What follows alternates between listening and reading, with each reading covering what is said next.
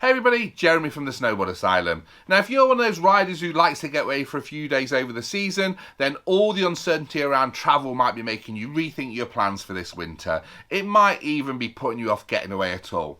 Now if that's the case, then maybe it's time to rethink your travel plans. Now I know that this is going to be a big shout, but we've got some amazing riding terrain right on our doorsteps, and it's a lot closer than you think it is. And yes, I am talking about Scotland. So for those of you who've never ridden in Scotland, or those of you who've been put off by some of the horror stories from people that have, we thought we'd put together a video showing you why it's somewhere that you should definitely think about visiting. Now this isn't going to be a fancy Scottish tourism video. It's going to be me, a GoPro, a van and a mountain bike, and we may also hook up with some Scottish riding legends on the way. It's also the first week of October, so don't expect snow or anything remotely wintry. It is probably going to rain quite a lot though. Now we're going to put in some winter riding footage so you'll be able to see what these places actually look like in winter. What we're going to try and do is show you just how easy it is to ride in Scotland. We're going to visit all the different ski areas, give you the lowdown on each of those and the facilities that they have. We'll also show you where to stay close by and just show you some of the things that make snowboarding in Scotland so unique. What we're not going to do is pretend it's an alternative to the Alps, because it's not. But what makes Scotland different to the Alps is what makes it so special. When you head up there, there's one simple rule you need to follow. If you think it's going to be like the Alps, you're going to have a crap time. If you go up there expecting an adventure, you're going to have a great time. Now, I'm not going to lie, the weather in Scotland can sometimes be brutal, resulting in a complete shutdown. So where Scotland really works as a destination is when you've got the flexibility to take advantage of the weather. If the forecast says it's going to be on, it's definitely worth jumping in your car and heading up. If you like to do long weekends, it's possible to check the weather forecast Thursday afternoon, jump into your car Friday morning and be riding Scottish Power and Bluebird conditions by midday. And believe it or not, it's also possible to have some days in Scotland that rival some of the best days that you've ever had in the Alps. Don't believe me? You'll see exactly what I mean with some of the terrain that's in the riding footage. With plentiful accommodation, ease of access and real beer, cider and Guinness, there's so many reasons you should consider riding in Scotland. Hopefully this video is going to give you an idea of how simple it is and show you just how great Scottish riding can be. So to give you a quick overview how we've put this together, the first section is just looking at where the ski areas are and the best routes to get to them. Yeah, it's a little bit boring because it's just looking at maps. After that, I'm going to jump in my van and we're going to head north and stop at all the different areas. I hope you find it useful. Don't expect the best cinematography, as I sell snowboards, not make films. So, let's go. Okay, so this first map is just there to show you whereabouts in Scotland the ski areas are located. Now, as you can see, they're all pretty close together in a band that runs across the Grampian Mountains, parallel with Loch Ness and the Great Glen Fault in the north, and the Highland Boundary Fault in the south. Now, on the west, you've got Glencoe and Nevis Range, and then a little bit more central, you've got the ski areas located around the Cairngorm National Park. These areas are Cairngorm, the Lecht, and Glenshee. Now, because all these areas are located pretty close together, it's possible to stay either on the west or in that central area and be able to access these different areas without too much of a drive. Knowing that you can access these different areas relatively easy is key to riding in Scotland. You can get wildly different weather conditions in the Highlands, so it's not uncommon for one region to be stormbound whilst conditions in the other areas are ideal. So when you come here, be prepared to travel. Though to be honest, it's not that much of a chore, as all the journeys in the Highlands mean you're going to be driving through some of the most breathtaking scenery in the whole of the UK. So the first route we're going to look at is for those west coast resorts of Glencoe and Nevis Range. Now, I've plotted the route from London, but as it's all on major routes, it's pretty simple to pick up these from most major towns of cities. Now, kind of ignore the timing that Google Maps is giving us, as I'm doing this at peak traffic times. So if you're leaving early in the morning or later on in the day, they're going to drop down quite a bit. Now, although Google Maps is showing us 3 options from central London, personally, I'd ignore the M1 route. That's only because you've got huge swathes of major roadworks on that route, so it's probably the easiest one for things to go pear-shaped on. And that then leaves us with the M40 route or the A1 route. Now, logic dictates picking up the M40 North as the most obvious route from London. And what you want to do is take that all the way up to the M42. When you get to the M42, you then have the choice of picking up the M6 through the middle of Birmingham or bypassing central Birmingham via the M6 toll. Personally, I take the toll every day. That section of M6 through Birmingham can bottle up very quickly. Now, once you're north of Birmingham, it's simply a case of following the M6 all the way up to Carlisle. However, just be a little bit aware of the section between Stoke and Warrington, as it can get pretty congested there. Now, once you hit Carlisle, the M6 is then going to turn into the A74 all the way to Glasgow. Now, when you get to Glasgow, just make sure you follow the M74 signs. It's pretty easy to make a mistake here and head up the M73. If you do, don't worry. Just pick up the M8 to Glasgow at the next junction. Now, if you've stayed on the M74, it's then going to merge onto the M8 at Glasgow. When it does, you want to follow the signs to Paisley and for Greenock. Now, once you're on the M8, you're then heading to junction 30, where you come off of the A82 at Erskine Bridge. You want to cross the bridge and then get back onto the A82, following the signs for Crane-Larrick. Then just follow the road all the way up the side of Loch Lomond. Now, when you get to Tarbert, the road is then going to turn off to the right, keeping to the side of Loch Lomond. This is the slowest, twistiest section of the whole journey. It's only about 13 miles, so don't get overly stressed if it is a bit slow. Once you pass Loch Lomond, the road then opens up and it's pretty fast A road all the way to Glencoe. Now, if you're heading to Fort William, you just want to stay on the A82. That will then drop down through Glencoe itself and then through Ballachulish, and you just want to follow that all the way through to Fort William. Now, bear in mind, the last 8 or 9 miles on this road are pretty slow, so be warned. So that's the M40 route. Next, we'll take a look at the A1 route.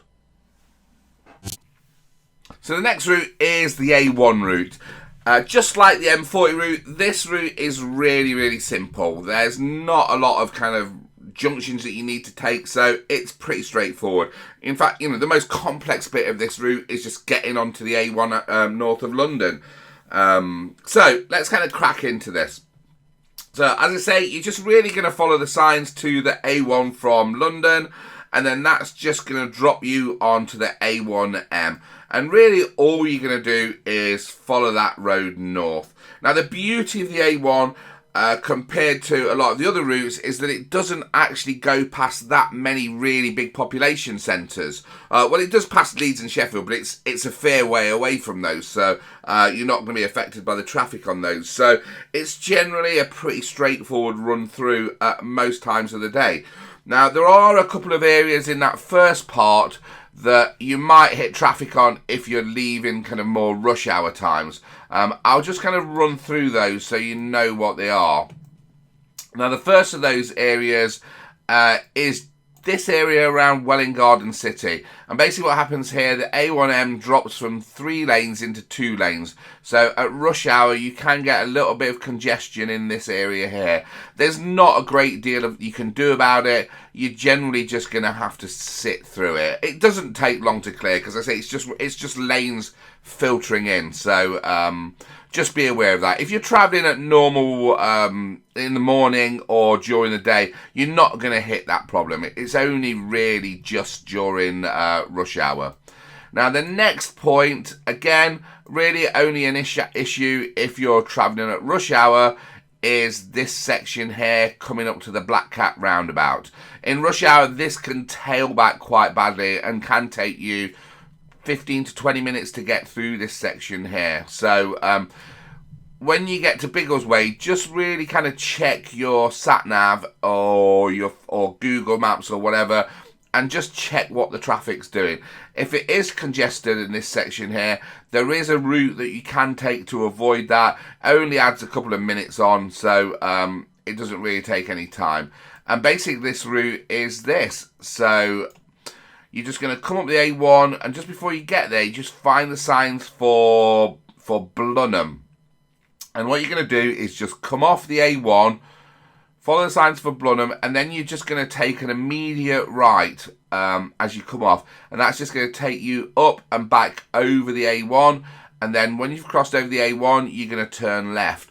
Now I'll zoom this out, and if you follow this road, you can see this is just following the line of the A1, and it's avoiding the Black Cat roundabout. And then you're just going to follow that all the way up until you come to the roundabout with the intersection of the A428. There's a Peugeot dealer on the left-hand side here, so you'll know you're in the right place. There, if you just hook a left, and then that's just going to take you back onto the A1 North, and you've just avoided all that traffic.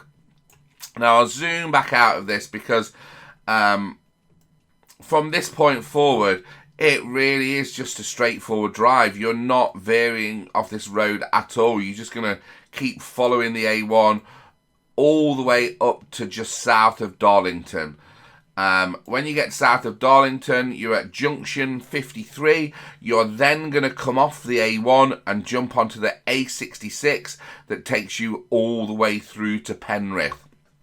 Now, there is a little tip here. If you're travelling during working hours, there is a little farm shop. I say little, it's a big farm shop now, just across from a junction 53 called Mainskill Farm Shop. If you want to pick up some snacks for the rest of the journey, that's a great place to pick them up. It's got some a great deli in there that does pretty amazing sausage rolls, pies and sandwiches. So it's definitely worth a stop there. We always do when we make this journey. Okay, so you've come across the A66. You're then going to jump onto the M6 at Penrith. And then this is now you back on that same route as the M40 junction. So you're just really going to follow the same direction up through Glasgow and then jump onto the A82 up the side of Loch Lomond, exactly the same as you did previously.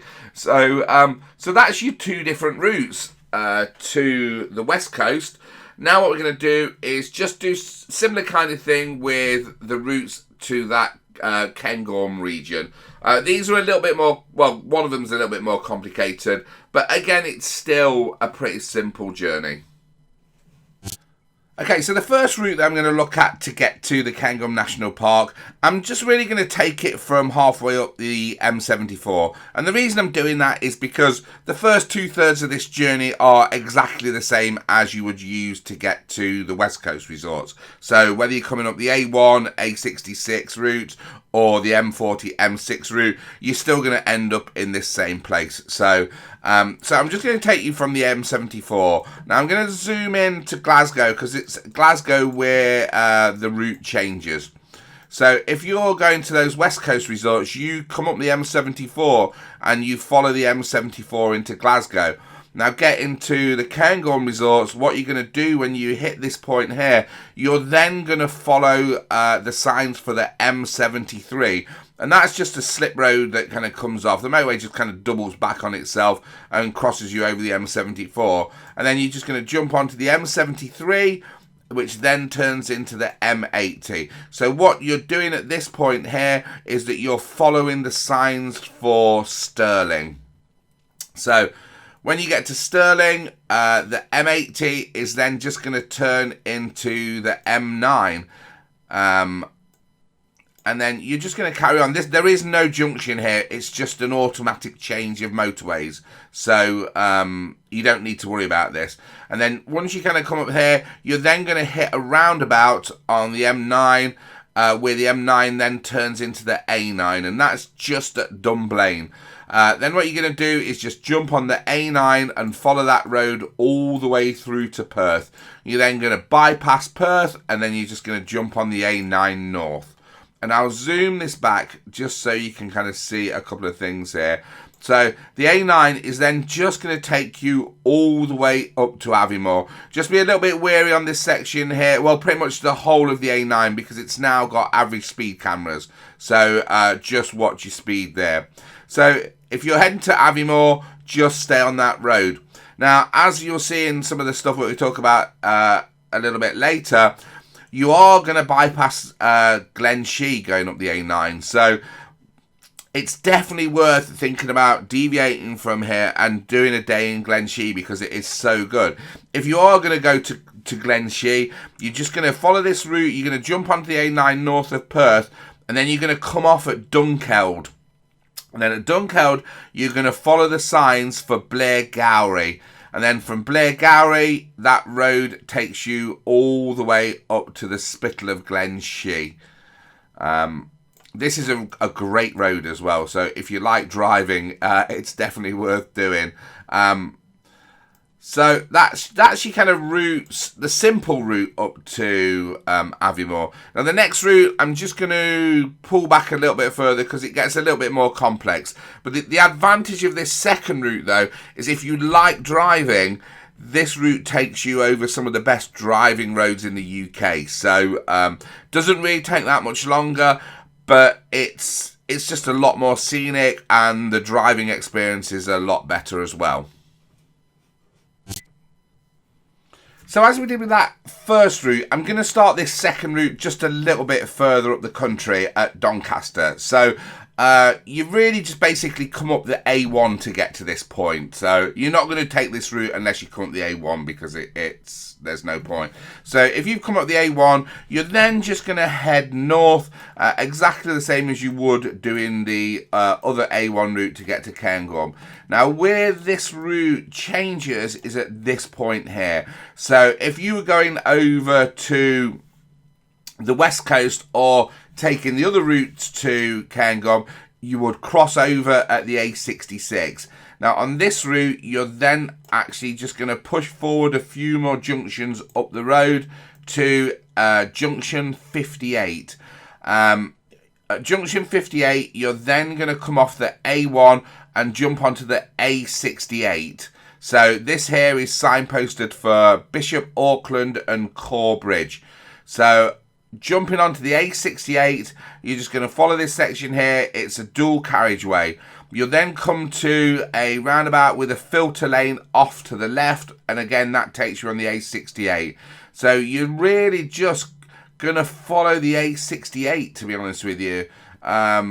You've got a few kind of junctions and stuff in West Auckland, but it's all pretty straightforward. It's all really well signposted. So just really kind of stay on this A68. It then takes you across over the tops of the Pennines. So it's really quite scenic and you're just going to follow this across. And then you come to this point here. So this is the A69 and this is the road that runs from Newcastle to Carlisle. You are then going to jump onto the A69 up to the next exit. So you're going to come to so this is a roundabout here, jump onto the dual carriageway, come to another roundabout, straight on, second roundabout, you're going to come off. And then you're really just going to again follow the signs for the A68 again. Now, this is where this road becomes pretty stunning. Again, this takes you over really kind of exposed moorland. It's a great driving road. Just be wary on this kind of first bit. There's a few big humps, and if you hit them, you'll probably go a lot higher than you would expect you would go. So just kind of take it steady on this first long straight section, because I say there is some blind crests, blind summits, so it's quite a dangerous bit of road. But then once you pass this section here, you're just going to follow the A68, and this is just a stunning area. All this up through Kielder. Is just a great route. Now you're just going to follow this all the way through Kielder Forest, and then you're just going to come up and just really stay on this road. Now the beauty of this road as well, you've actually got a proper border between Scotland and England. So if you want to do some photos of like 1 foot in Scotland, 1 foot in England, this is the place to do it, because there's a lay-by on the border. And the views, you're actually really high up here. So the views over this section here are absolutely stunning. So definitely worth a photo stop. Right, then you're just going to stay on the A68 and you're going to follow the signs to Jedburgh. And you're just going to like pretty much stay on this road all the way through to the A720 Edinburgh bypass.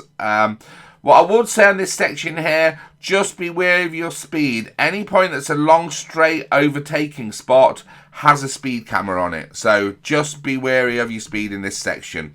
Okay, so once you come to the end of the A68, like I say, you're going to jump on the A720, and that's going to take you around Edinburgh. and then you're really just going to cross over onto the M90. Now this route is taking us to the M8.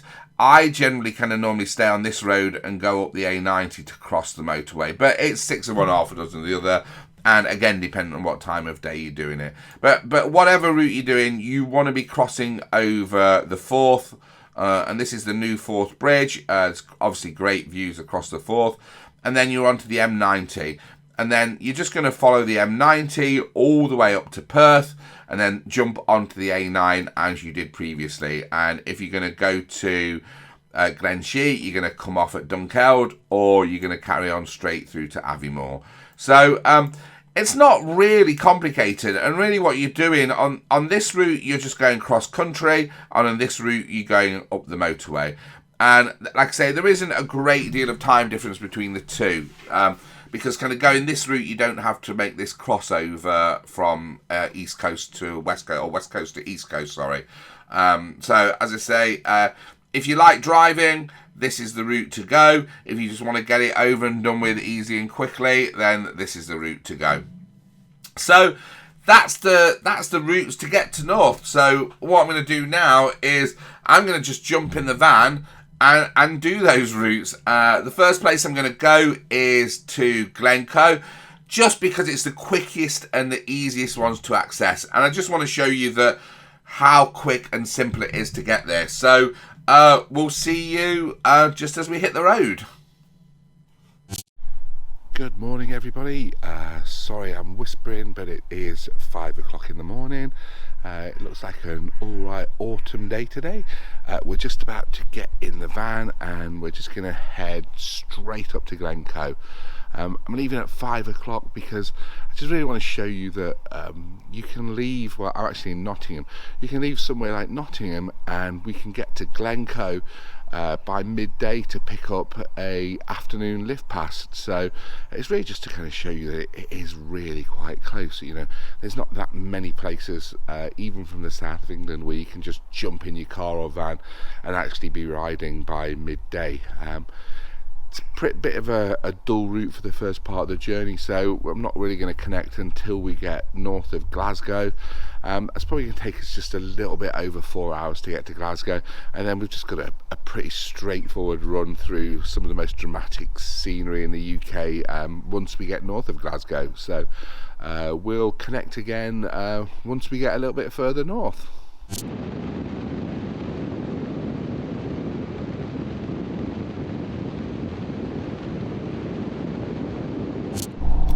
Hey everybody, welcome back. We are now driving up the A82 along the shore of Loch Lomond. We're just coming to the end of that actually now, so we're making pretty good time. We've been driving for just about 5 hours exactly, and we're a long way clear of Glasgow, so timing wise we're exactly where we need to be. Probably got about another hour or so to go from here, so we are going to be able to get to Glencoe to get a half-day lift pass, which is kind of really cool because it just shows you that you can do it. If we had a little clear run, we would have been even earlier. We lost a little bit of time just south of Doncaster. We had to kind of make a bit of a diversion because there was a tailback. I've also stopped for fuel as well, so it's probably about half an hour in total that I was stopped. So if I'd have kind of carried straight on through, we would have been there with plenty of time before midday. As it stands now, we're going to get there almost exactly for midday. Been a pretty straightforward journey. I've not driven like a nutter, to be honest with you. I've kind of just took it steady. It's been pretty relaxing. Other than that little section at Doncaster, traffic wasn't that bad. We're now kind of really coming into the most scenic part of this journey, and for me it's one of the things that makes this run special. The scenery is stunning, and you kind of really got to take that as part of the journey because it is so amazing. So I'm going to sign off now, and we will see you when we get to Glencoe in about an hour's time.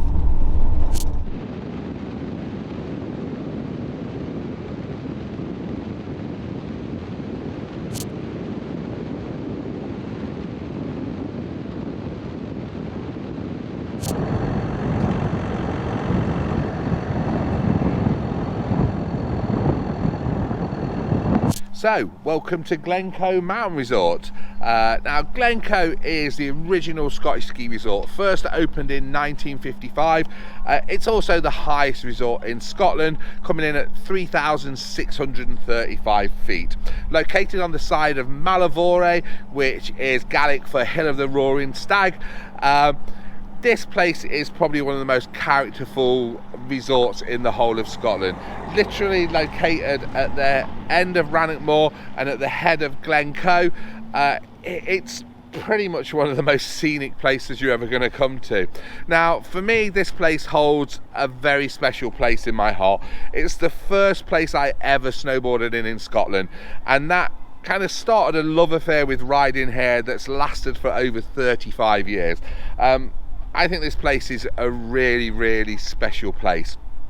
Now, what makes Glencoe so unique is that it's really designed just purely for riding and for skiing. It's probably like the most rawest resort that I've possibly ever been to. This really isn't a place to come and pose. It's a place to kind of just get out there and do what you love doing.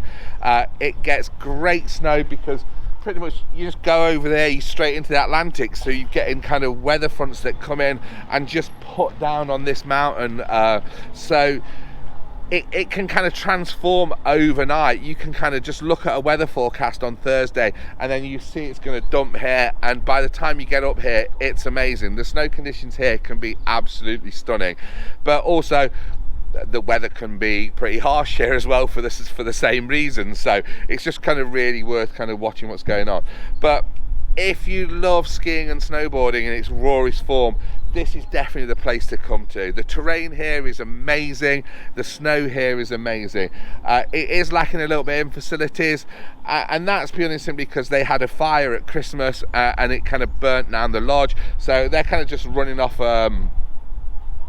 kind of temporary accommodation. So there's a cafe, but it's built in a temporary accommodation. But hey, this place isn't about going to a fancy cafe, it's about getting up that stunning mountain and getting out there and riding. So what we're going to do, we're going to just blast up the access chair, and then we're just going to give you an overview of the mountain, show you kind of the lift network, what's kind of going on up there, and hopefully I'll just give you an idea of just how amazing Glencoe is. So we'll see you at the top of the lift.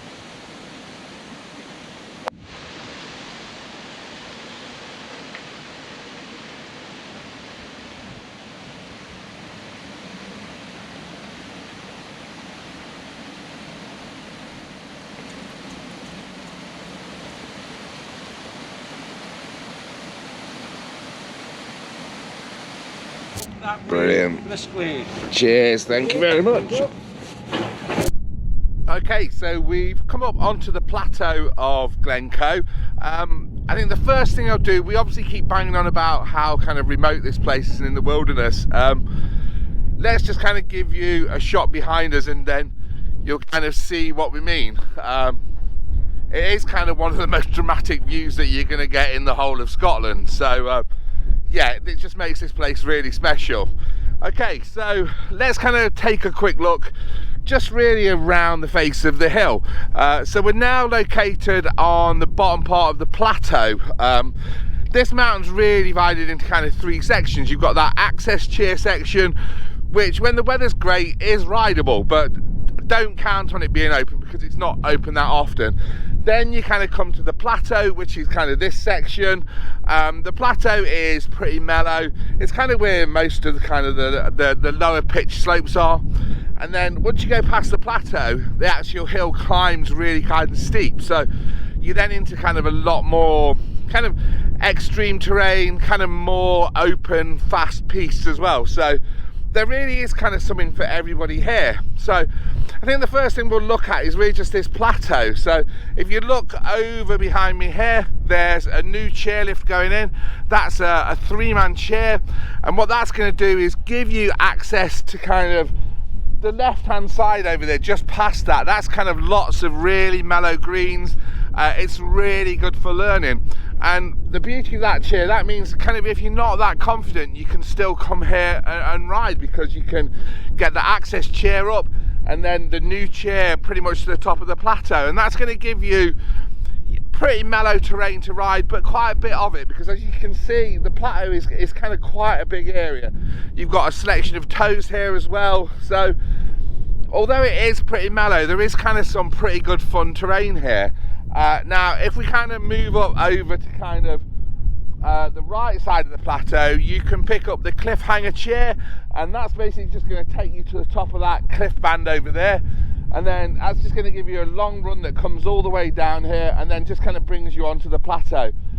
There's some really good faces on there. There's some like little gullies you can drop into. You can kind of access pretty much all of that terrain there when the snow's good, so there is quite a lot to ride here.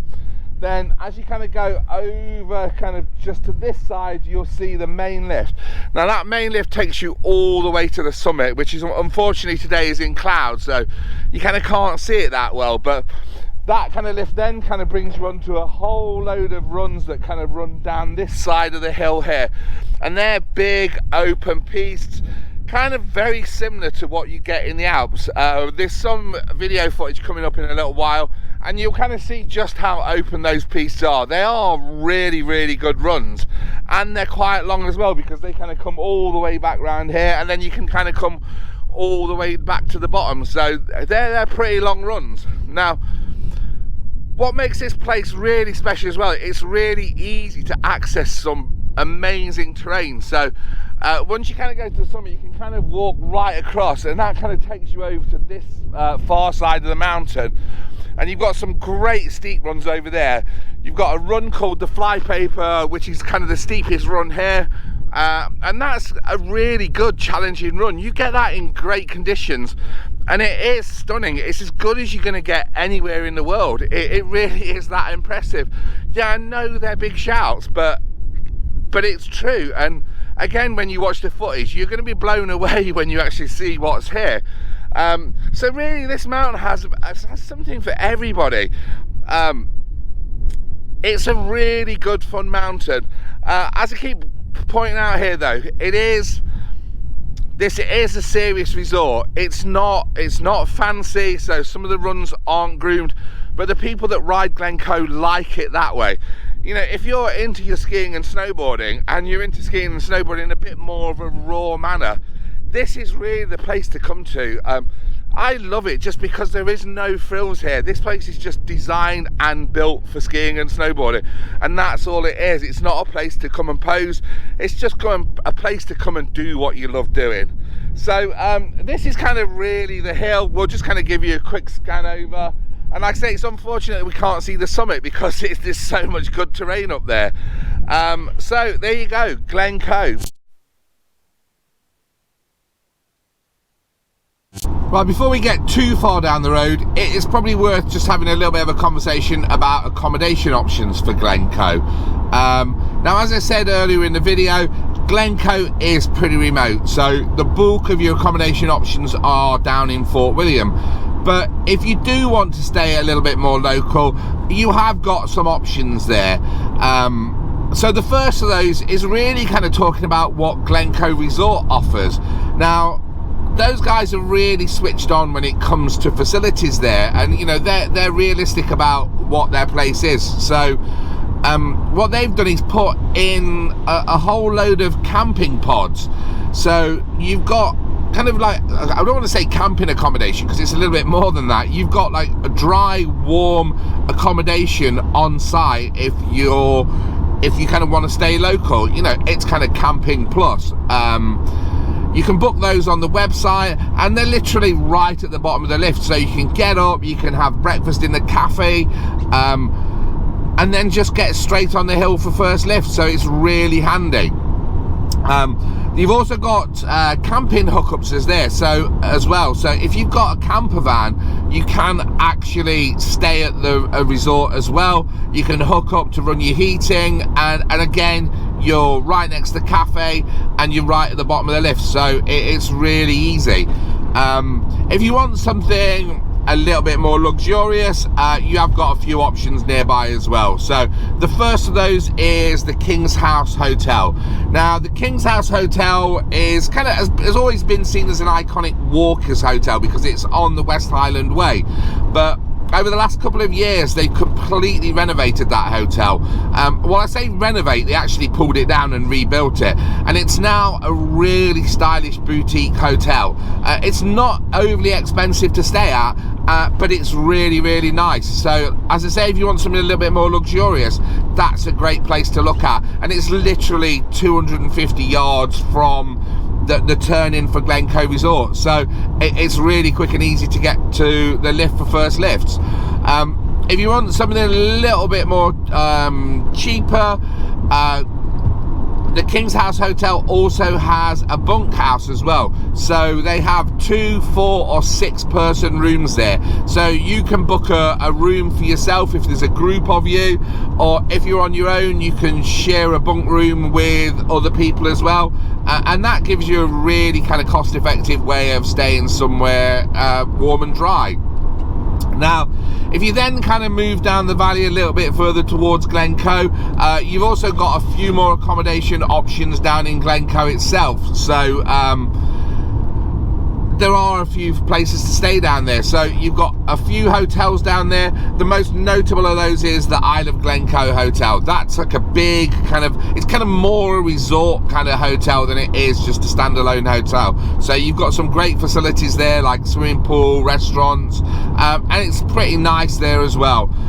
Also down there as well, you've got the Glencoe Inn, which is kind of very similar but on a smaller scale. So you've got some nice facilities, you've got restaurants there, so you could stay there and just have kind of a nice luxurious stay. Now, if you really want to do this trip in a 5-star manner, you've also got the Glencoe House Hotel down there. Now that is a 5-star luxury hotel. It's in really beautiful scenery, it's very luxurious, but it's also expensive. But hey, if you like staying in 5-star hotels, you're used to spending that kind of money for a stay. So that does give you an option. You've also got down in Glencoe, there's a fair few B&Bs, guest houses and stuff. So you've got a few options there if you kind of don't want to spend as much money.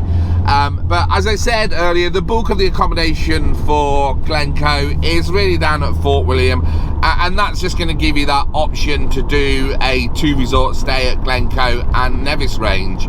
I'm not going to really kind of go into Fort William accommodation now, because I kind of talk about that when we finish up at Nevis Range. So if you just kind of watch this through, you'll hear me talking about that accommodation. So we're really just going to have crack on down to Nevis Range. It's probably about, like say, 30 or so minutes from where we are now. So we'll hug back up when we get into Nevis Range Resort.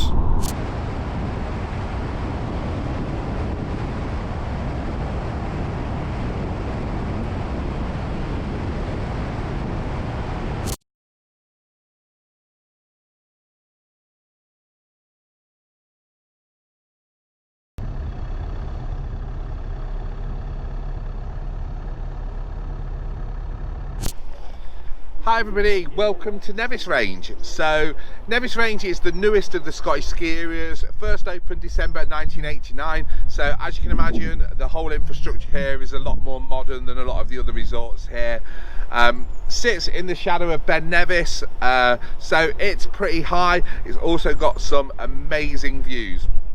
Now, to access the ski area here, you use the gondola behind us, and then that takes you up to the bottom station, and from there you access chairs and drag lifts. There's a lot of terrain here. If you're used to that kind of traditional alpine environment, then this is probably the place to look at coming. There's a lot of variance in runs, there's a great nursery area, there's a great ski school here as well, so it's really good for learners. If you're a little bit more experienced, you can kind of push on into the Goose and over into the back corries. Nevis Range is a very special place. There's a lot of facilities here, the terrain is amazing.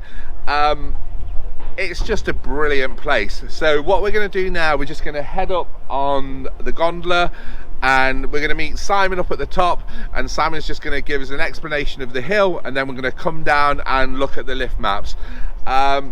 this is a really great place. It's also really easily accessible. It is literally about 2 miles from Fort William, so accommodation is super easy to find here. It's really easy to get to as well, so enjoy Nevis Range.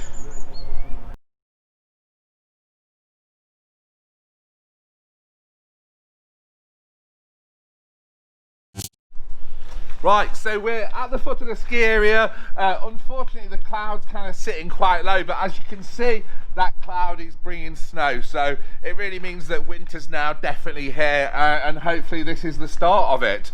What I'm going to do is just hand you over to Simon, who knows this place a lot better than I do. So he's just really going to kind of talk you through what you can see on this front face. So yeah, welcome to Nevis Range. This is a real special place for me. This is kind of my home resort in Scotland. This is really where I kind of started all my riding in Scotland. Yeah, this is a much more modern feeling resort. More infrastructure, more of a setup here, more pisting on the runs. As we're looking up here, what you're seeing is the kind of this lower section. You've got a load of blues and greens, which bring you back down to the top station of the gondola, where there's a really nice cafe. And yeah, loads of snow fencing, so they do manage to protect the snow really well and build that up into good bases, so really good for learners. As we look further up, kind of into the Ming up there, what you can start to see is the Goose T-bar and the quad chair, which take you up onto that kind of main face there. The Goose is really the kind of famous run, I would say, of Nevis Range. It's a red which can really load with snow. You can see how the hill kind of builds up and then drops down into a gully, and that gully can really load with powder. So if it's a good powder day, you'll just see people lapping that all day, and it's a great way to spend that. It's quite a good pitch on that as well, isn't it? It's quite steep as well, especially at the top, so it's really good fun as well as being challenging as well. Yeah, absolutely. It's one of these ones, you know, when they talk about it being a red, actually if the snow's not right, it can feel like a real challenging run. So yes, yeah. But when the snow's perfect, then it's this nice cruisy kind of big run. So yeah, really great. That heads further up onto the summit, and on the summit there's a couple of blue runs, and when the snow's really good they build that up into a park as well, so a really kind of nice place with great views of Ben Nevis as well. Yeah, a phenomenal kind of view from there. When the snow's really good, and hopefully it's building up now, what that will also then do is load the other side of the mountain, and that area is called the back corries. And the back corries is what I'd really say makes Nevis Range famous. This is big mountain backcountry skiing within a resort, and that it's mind-blowing. The first time you stand on the top and look down through these gullies or into the main basin, it's just big mountain. Oh, we've got some footage that you'll see after we've done this presentation here, and I can assure you it is going to blow you away. It is something that you just really would not expect in Scotland. Yeah, it's a real special place. And yeah, so when that's on and it's good, all that is, you know, head up the Goose, head across the summit, drop into the back corries, and you can just lap it back round, and you can do laps of that all day. It's a real phenomenal place to ride. And I think you'll find that area is so special that it really does make Nevis Range unique, and it's really worth coming here just to sample that as well, isn't it? You know, if the weather's on, get up there because it will blow your mind. I think it's somehow still a secret in the UK that there's big mountain riding to be had here. I think, you know, somehow the word's not properly out, but it's well worth discovering. And it's big mountain riding that's really accessible as well. You don't have to hike for hours to access it. It's literally a 2-minute walk from the top of the T-bar and you're there dropping in. So like I say, you're going to be amazed when you see that footage. So that's really Nevis Range. Like I said, it's unfortunate you can't actually see a great deal, but what's making you not see a great deal is making this place operate. So what you like lose on one hand, you're gaining in the other. So I just keep saying, winter's definitely here, so start prepping. In terms of accommodation options for Nevis Range, we're super close to Fort William. Like, Fort William is a proper town, so you've got chain hotels there, you've got lots of guest houses, lots of bed and breakfast, some smaller independent hotels. There's also lots of restaurants, there's takeaways. It's got everything that you would expect from a small town. So there are price options there as well, so you can come ride here. You needn't spend a fortune on accommodation because you've got a lot of options. This really is also a really good base if you want to kind of maybe do a 2-point break and ride Glencoe and ride Nevis Range as well. So that's Nevis Range, and like I said, if you want a good traditional, more alpine orientated ride, this is the place to come.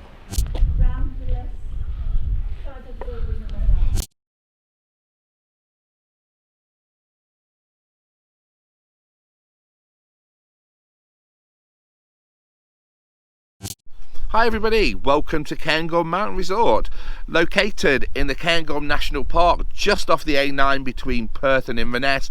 This is probably the most famous resort in the whole of Scotland. Originally opened in 1960, the ski area here runs from 640 metres up to 1230 metres. So it's not the highest of all the ski areas in Scotland, but it also has really good snow coverage just from its location. You've got 10 operating lifts here, and those lifts give you access to about 30 kilometres of prepared runs. But there is also kind of a lot more terrain that you can ride here just in those prepared runs. There's kind of big open areas that you can ride pretty much anywhere on. So although it's kind of not the biggest ski area, it does offer a lot of variance and a lot of terrain that you can actually ride. Skiing here is really located in two sections of the mountain. So you've got the Corricas, which runs from the main base station up, and then on the other side of the mountain you've got the Key Scully, which you access from the top.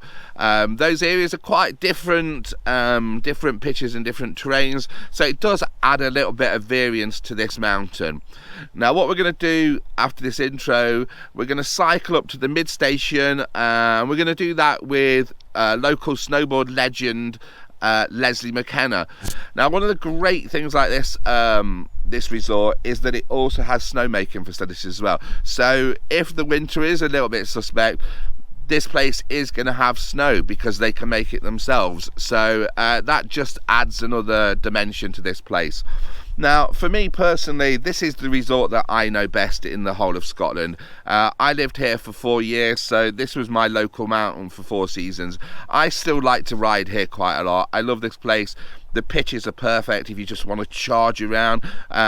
You want to ride steeps, there's also steeper stuff. It's just a really good resort for blasting around on. It's also got really good teaching facilities as well, and the school here is great. So if you want to come up here as a family, get your kids snowboarding, it's a really great place to learn as well. So what we're going to do now, we're going to hook up with Leslie, and then we're just going to expand a little bit more on Cairngorm Mountain Resort. Right, so we've made it halfway up the mountain. We're now just sitting on top of the beginners area of the mountain. I'm joined by Leslie. What we're going to do now is just really kind of run you through the different sections. So obviously the first bit we're going to talk about is this lower section. Leslie's just going to talk about the runs and the lifts on here, just give you an indication of what you can expect when there's snow on the mountain. So this is pretty much more the beginners area and the route back to the lodge at the end of the day, really, isn't it? Yeah, we're really at the changeover point, the top of the beginner slope. Behind me here we've got the car park T-bar, so that's the drag lift that takes you from the car park up to the top of the beginner area, where you can go further up on the Corricas T-bar, or you can ride down the actual beginner slopes. You can also access those slopes by the drag lift here over on this side. There's good snow cover here if the snow blowers have been on. They've got new snow blowers over the last few years, so the cover is way better than it used to be. And while the train's not running, this services all the ski schools and the beginner area needs, as well as, like you said, the changeover point for heading further up the mountain. We've also got, if you can just see on the far ridge over here, the vehicle Poma. Now that accesses steeper terrain, so that's more intermediate and expert terrain off to the side on the shoulder of the vehicle there, and it also gets you up into the Corrycast Bowl to access Corrycast T-Bar and the M1 Poma. But this also accesses, when there's good snow cover, this also accesses this whole front here, isn't it? Where Absolutely. you can just ride anything down this front here because it is quite open. So it just does that T-bar does open up a lot of terrain on this lower section of the mountain, other than just the nursery area. Yeah, from the vehicle Poma you can get good powder shots on a good day. It's got a good bit of steepness. There's a couple of little terrain drops, jumps that are usually there when the wind's blowing in the right direction. Brilliant. So it could be fun. So this is the lower section. What we're going to do now is just walk the camera around the corner, and then we're just going to show you a bit further up the mountain, show you the higher section, kind of coming down the cast really. Okay, so now we've just kind of come up just a little bit from where we filmed the lower part of the slopes, and we're now just going to show you the more upper section of the cast side of the mountain. As you can see, this just gets a little bit more steeper, faster runs, just a little bit more variation in terrain as well. So the first thing we really should talk about is just this T-bar here, which is this is the cast toe, and this takes you onto the Corrycast, and this is probably the run that Aviemoore's most famous for, really, isn't it? The backbone of the mountain. Yeah. Absolutely, that's exactly what it is. What you can't see from this section here, once you kind of get over that ridge, it mellows out a lot more than this bottom section, and when there's snow, that piste is really quite wide, isn't it? And it's that perfect pitch where you can ride really fast on it and never panic that you're going to end up being out of control. I really like this run. It's my favourite run in Scotland because it is fast and it is easy, and then halfway down it turns into this, which is known as the gun barrel. So for a good reason. I'll let you kind of explain what makes this bit so special. So you'll see behind us here the gun barrel is like a natural half pipe, and the way the wind comes in, the snow forms in a natural half pipe shape as well. So you can take all the speed that you build up on the top half, which is really like hero pitch. So you go as fast as you can but still be in control.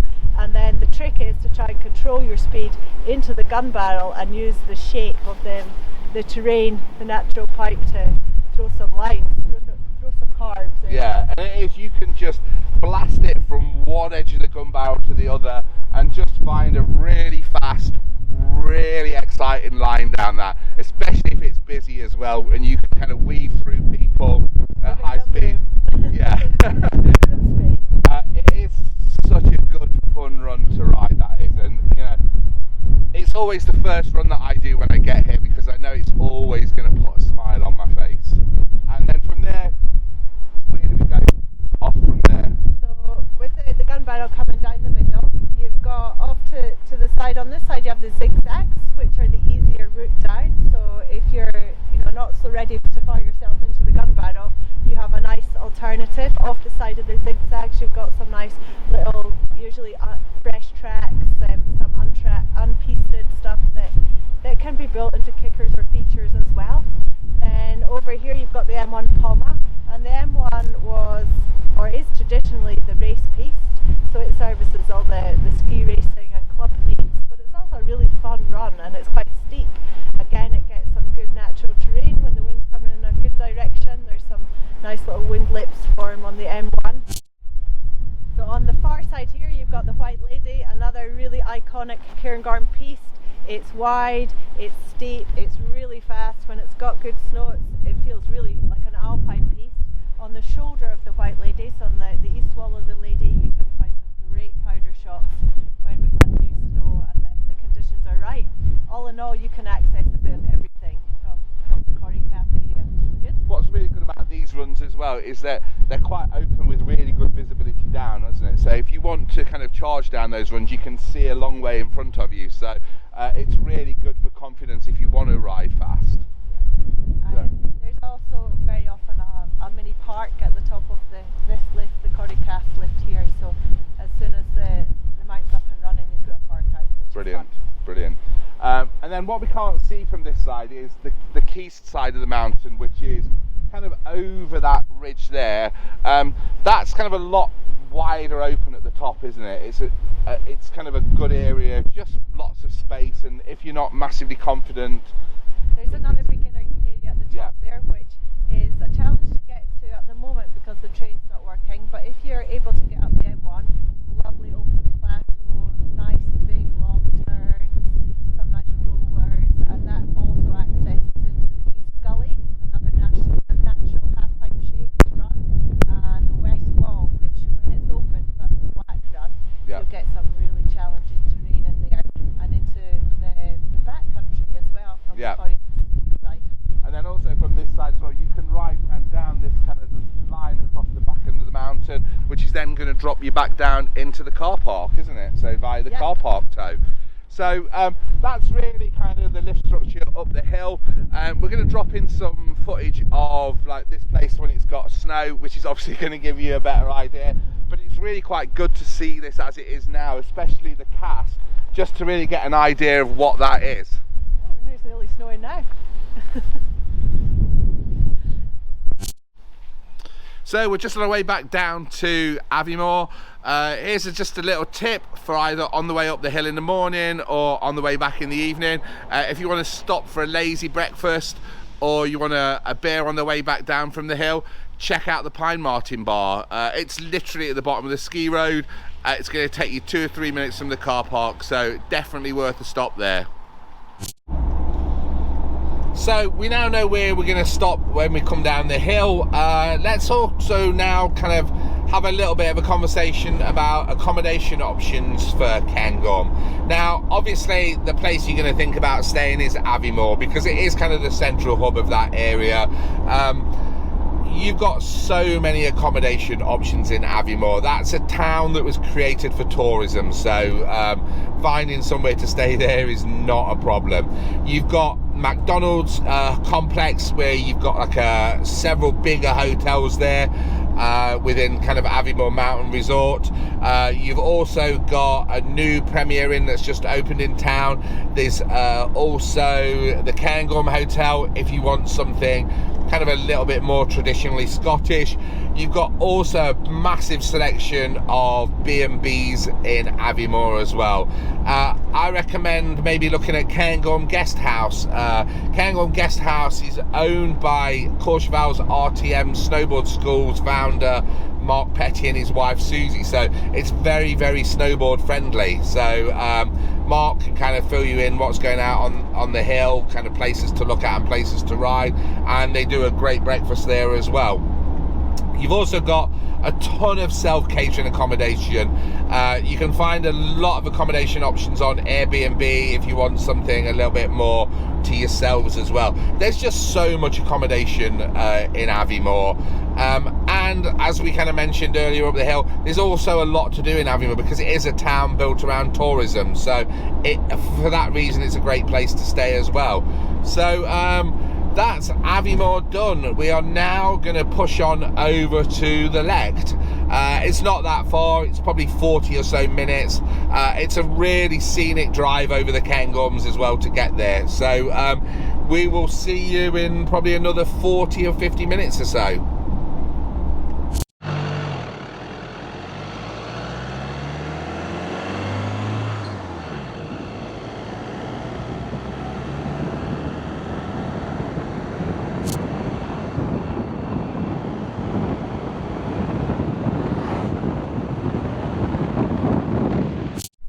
Hey everybody, welcome to the Lecht. Now the Lecht is probably the smallest resort of all the Scottish ski areas, but what it lacks in size it really does make up for in punch. Located on the road that runs from Tomintoul across the Cairngorms to Aberdeen, it's a little bit out of the way compared to the other resorts, but it's well worth a visit.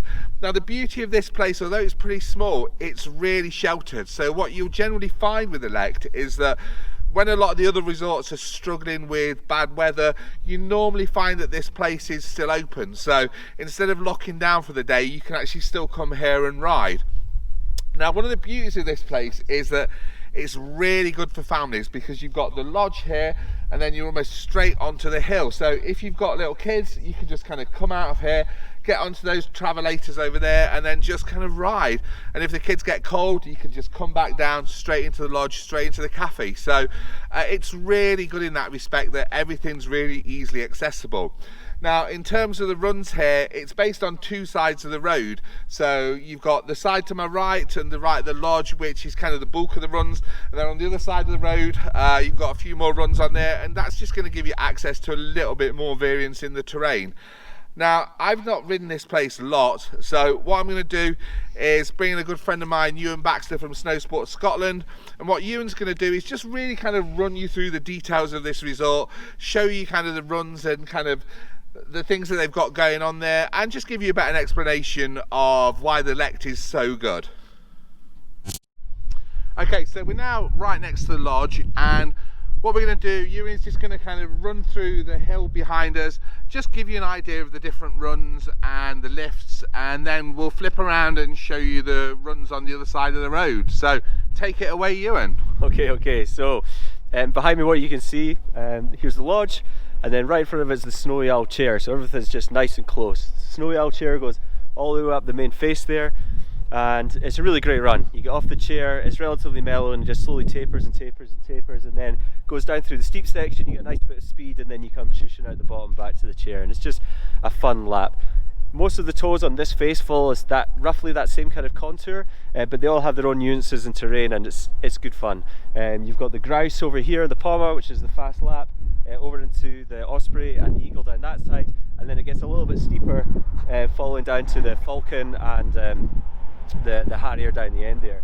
What's really nice though about the Lecht is this area here, the Robin and the Wren Magic Carpets, is where all their snow factory snow goes. So artificial snow is out, it's guaranteed you can get a lap, whether you're here with your family or you want to hit the Jib Park behind us there. So all the boxes and the rails are all in the ground, and similarly on the chairlift lap, it's like stash features all the way down, already bolted in and ready to go, so really good for jibbing. Swinging over to the other side of the road, you've got the other side of the hill over here, south facing, always in the sun, but gets good snow, and when they groom it out, big wide open face for big fast turns. Really good fun. So a great thing about the Lecht now is this box of magic behind me, the snow factory, which allows them to make artificial snow that goes straight out onto the lower slopes that we talked about, with the rail garden and for the nursery slopes, and it's just a fantastic resource for Scottish resorts now to have this kind of technology and just fill in the gaps with the snowpack.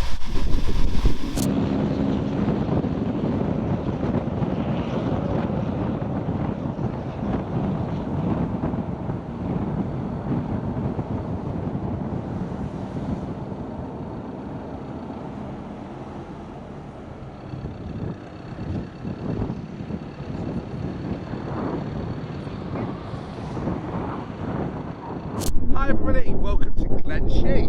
Now this is a marked difference from the last place we were at the Lecht, which was Scotland's smallest ski area. This is Scotland's largest ski area.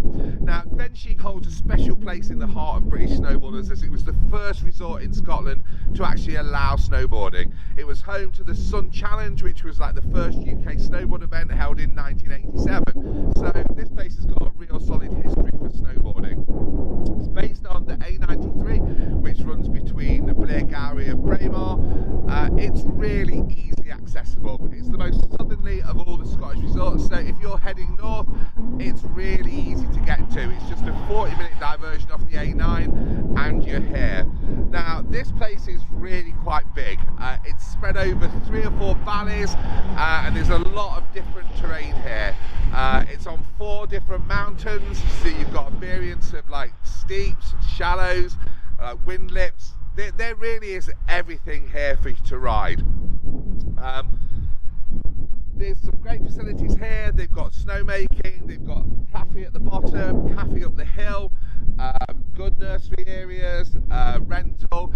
This place is kind of everything that you could expect for a ski resort. It's really not that far short of those smaller alpine resorts, so if you're kind of used to bigger ski areas, you're going to really like this place. I kind of really like it. It's got some amazing powder runs, it's got some really fast piste as well. Like I keep saying, it just really does offer everything that you could need. Now, one of the big advantages of it as well, compared to a lot of the other resorts in this area, it's pretty sheltered as well. So if the conditions are right here, you're not going to have as many down days as you do in a lot of the other areas. So again, it's one of those things, just kind of keep checking what the weather's doing. If the weather's right, get yourself here. It's amazing. What we're going to do from now, we're going to drive up the hill and we're going to hook up with Angus Mallock, who's one of our riders, and Angus is just going to really show you a little bit around the resort. It is October, so the weather's maybe a little bit changeable, so you might not get the best visibility, but you're going to get a really good idea on how big this place is. We're obviously going to put some riding footage in there as well, so you can see what it's like in winter, and to be honest with you, you're going to be impressed. So let's go. So we've come up the hill. As you can see, the weather's not particularly brilliant, but we've got a little visibility window. What I'm going to do is hand you over to our good friend and TSA team rider, Angus Mallock. Angus knows this mountain really, really well. So he's just going to kind of give you an overview, just kind of point out all the areas on the hill and kind of the good places to ride and all the kind of lifts and so on and so forth. Alright guys, so at the moment in the middle of Glenshee, just over here we've got Butcher's T-Bar. It's kind of the most sort of playful area of the resort. My favourite area of it is down there, down in Butcher's Gully. Kind of acts like a natural half pipe. Got loads and loads of side hits, loads of different variable sort of features and stuff, and also it changes every single year. You'll never ever get the same thing twice. As you head over, you do have the racetrack, which most of the time all the racers are, and as you go further even beyond that, you can kind of see it in the distance. You got the Tiger Chair, alright, which is going all the way to the top of Cairngorm. Alright, where there, you've got loads of powder options when the weather's good, and the same at the top of Mee Lore. Alright, down there you've probably got the best access to the roads. Get the top of the T-Bar, drop down the side, takes you all the way down to the road. It's only a half an hour walk back to the centre. It's the same with Cairngorm. You want to drop off the side, a little bit longer, but takes you back to the car park, jump back on the lift, and you can do it again. And then over right onto the other side, we've got a little bit of clearance now.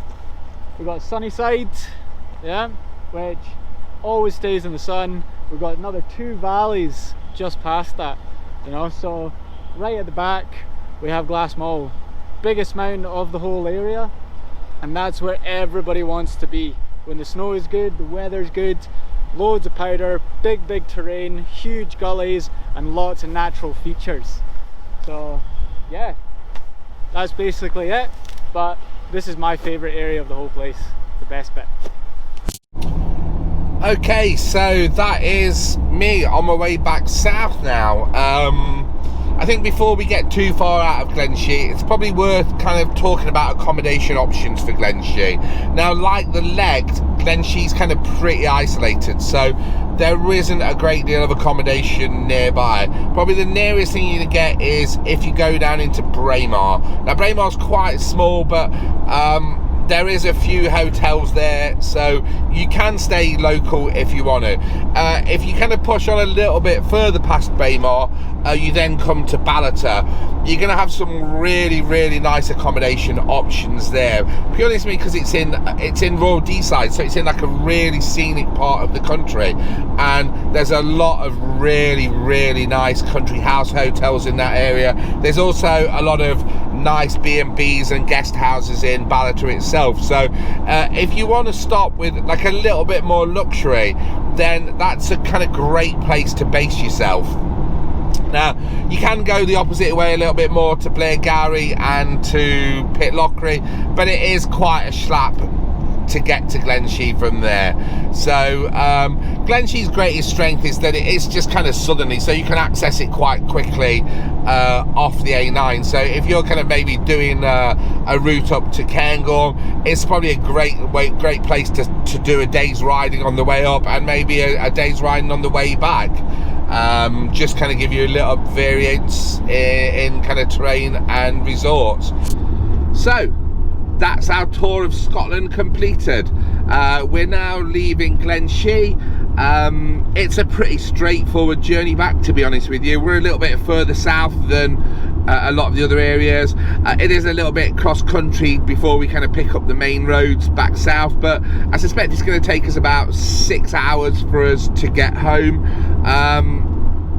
And the kind of what this kind of shows you, and I hope you take away from this video, that Scotland is a lot closer and a lot more accessible than you might think.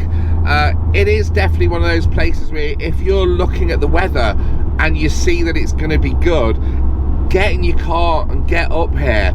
You know, you can leave early in the morning on a Friday and you can be on snow by midday, and again, because it's simple to get back, you can ride all day Saturday, all day Sunday, and then when the lifts close, again, just jump back in your car, head back south, and you're home for midnight. So it's, you can do this without it being too stressful as well. There's plenty of accommodation options, and you know, you're gonna have a great time. I've had some of my best days riding in Scotland. There really is something special and something unique about riding hills in your own country where you haven't had to get on a plane.